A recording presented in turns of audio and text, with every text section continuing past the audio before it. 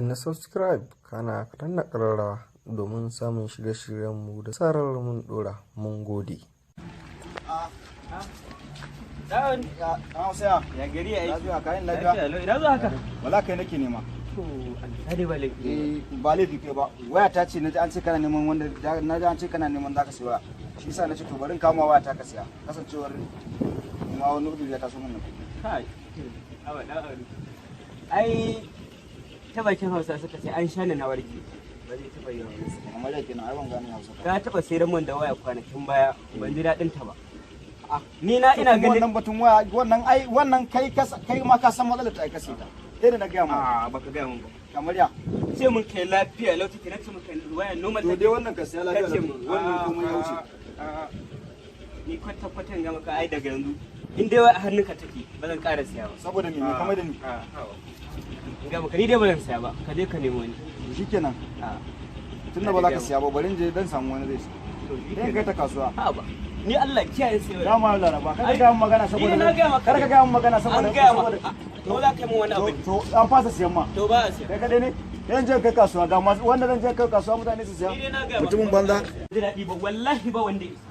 An mun ɗaya ban ji daɗi ba. Kun ba wanda isa da rani in je kai waya.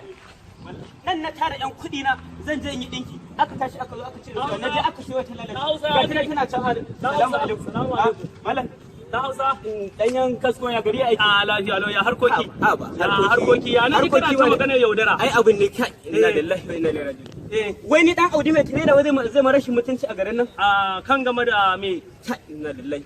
Waya sai mun kwanakin baya fa. Waya sai amma Zan yi ɗin kuɗi na kenan na tattara. Zan je in sayo yadi. In zo in yi ɗinki. kawai In gaya maka kawai tashi.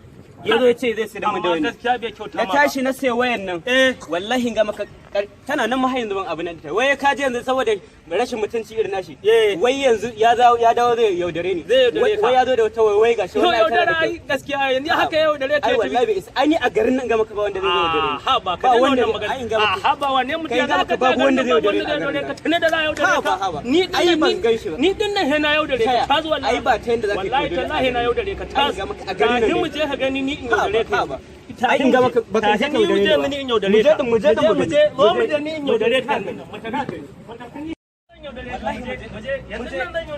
Ba dai zama an zo nan a gidan nan ne ka jira ni bara in yaudare ka dade amma shi nan ina nan yau na ga ƙarya hallara yau na ga tunda za a tashi a yaudare ni a garin nan na ga yanda za a mutum tashi yaudare ni ai yanzu ma bai fito ba alamun ma abun ashe ƙarya ne ni ina nan har sai ya fito in ga ta yanda za a ya isa yaudare ni a garin nan ba ma shi gare ba babban yaro ya garin ne ya aiki lafiya lawa Ya kowa. lafiya lawa wallahi ya ina ka za ina Me yake ana haka kuma wannan danyen kasko ne wai ni zai cewa wai zai yaudare ni zai yaudare ka. tun ɗazu nan gudun nake nan ya shiga yanzu zai fito wai Ya nuna nuna mace mace kuma kai da zaman ka anan gurin haka. eh Za a yi kamar minti nawa da zaman ka anan. na kawo da minti 30 kenan Kana a zaune fin ma kana- 30 mana ina jiran shi ya fito in ga ta yanda za a yaudare ni a garan nan To ai yanzu kai kana da karatu jiran yana to ai yanzu ya yaudare ka kenan.